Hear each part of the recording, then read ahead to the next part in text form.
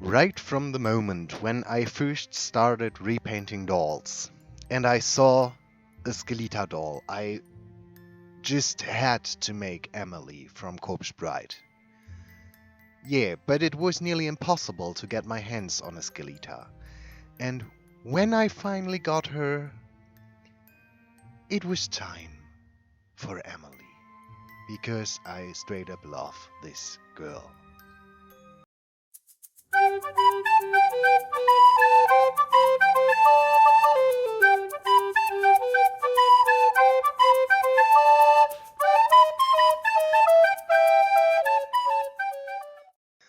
Because Emily's proportions are quite special, I thought the head is too big, and I pickled it.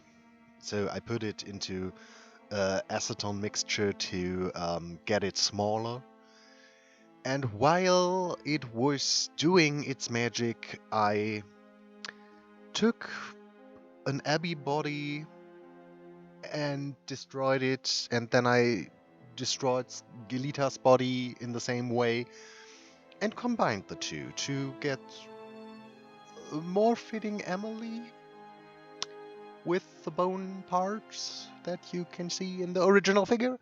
And yeah, this wasn't as easy as I thought.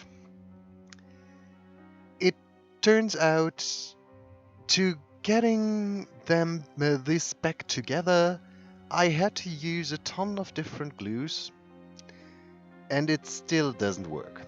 Her still in shape leg falls off a lot, but it doesn't matter. She's a corpse doll, so maybe she will lose some parts. Her eyes are quite loose too. If you saw the movie, you know that. After 48 hours, the head was well done, and I set it aside to dry. And then, when it finally was quite small, I started sanding off the quite prominent eyebrow bone thing that Skeleta has, and of course I removed the nose, because yeah, Emily don't have a nose. Doesn't have a nose? You know what I mean. I was quite convinced that her head still was too big, but I thought there is no way to get it smaller. So I just went with it. And then we had to get the head into the right color for the body, because yeah, the head isn't bone. So yeah, I just put on a lot of soft pastels first to change the color, which was quite easy because the head is insanely light. When you have a darker or another color of head, I struggle a lot with changing the color, so this time it was quite easy and I was quite happy about it. And I did the head shrinking one time before and wasn't so thrilled about the results because the head looked a little bit grainy afterwards. This time it turned out quite okay, so I'm quite happy with it. Yeah, and then it was time for a lot of shading, especially around the eyes, because they are sunken in a bit, so we have to make them darker. And as it always is, it just was building up more and more shadows and colors, with some layers of MSC in between. And yes, I know that I'm insanely bad at describing the repaint part. But I tried it, and yeah. Okay, so music.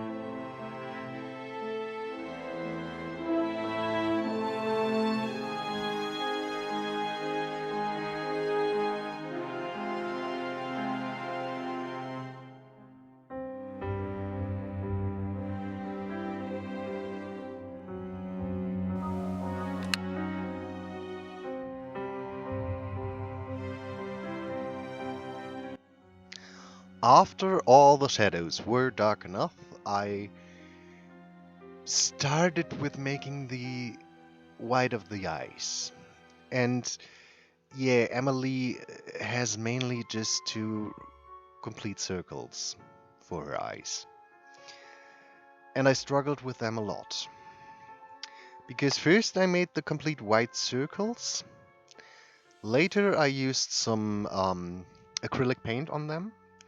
And then I decided to shade them because it's a round object, and of course more the parts that are more inside the head will have shadows, and it ended in eyes that were not very visible and didn't look very round. I wasn't completely happy with them, but I glazed them anyway, and yeah, then it was time for her hair. And I thought the best thing to do is just take out the yarn again, brush it out, and before straightening it, I went over it with some black soft pastels and some darker blue ones to give them a little bit more shading. And with that, I was able to glue her hair onto her head. Surprise, surprise. And I gave her quite some time to dry. To be exact, round about 7 months. Everything you saw until this moment I made in March of this year, and yeah, I'm not sure why it took me so long to do her dress. But finally I did it. And yeah, after 7 months I had to brush her again because she was quite dirty. And when I took her up again, I decided I just hate the eyes. And I covered them with white acrylic again. And yeah, in the end I just shaded them the tiniest bit and put the pupil in again and glazed them and was a lot more happier with it. I think now it looks more like Emily and not like someone cosplaying Emily. Yeah, and I made the dress back when I was with my mom, and yeah, for now I just had to destroy it because the dress looks quite rough and old, so I went over it with a nail file and destroyed the edges. And then I coated the eyes again, took out a marker and painted the little swirls that are on the dress, which would maybe be stitched on, but I decided to just draw them on. And yeah, to make the whole edge part darker, I first thought, yeah, just try it with a marker and water it down. What wasn't working at all. So I took the whole dress and rinsed it so that it's quite damp, and then I watered down some leather paint and yeah, just slapped it on there. Some blue and some black, as just how I felt was right. In the end, I think I could have gotten a little bit more dark on her, but doesn't matter. I think the effect is quite nice, and I like the finished results. And after I had the whole thing finished, oh yes, I decided to go over the spots that was not nice. again and remove it. Um, After that, I just hang the whole dress to dry because it needed to look a little bit more wrinkly and all of that. So I just let it dry in the air for 24 hours, and then it looked quite nice. Yeah. Gosh, the voiceover today is again a treasure. Totally great. Yeah. Um, I made the whole dress out of batiste and the veil out of chiffon, and for that I just cut out more or less the shape I thought a veil should be, and then I went over the edges in quite a wavy texture and lit the edges on fire because let's throw in some rough burnt edges for good measure. And then I just put on some of the paint on the edges to make them a little bit more dark too. I'm not sure what it is with me today, but I really can't talk. It's getting worse, I think. As a next step, she needed the crown flower thing her veil is attached to, so I just took out all of my jewelry making supplies and used the bead caps that are flowery with some of the pins, and yeah, then I just twisted them together, painted them black, and yeah, just a little bit black because it's silver, it's old, it's dirty, so just a tiny bit of black and later a little bit of jewelry glue on top of it to fix the black so it won't come off again, and to prevent the whole thing from being extremely wobbly. But it turned out quite nice, I have to say. And because Emily is a corpse and she lay in the earth for quite some time, her hair is not as luscious and commercial like as it was at this moment.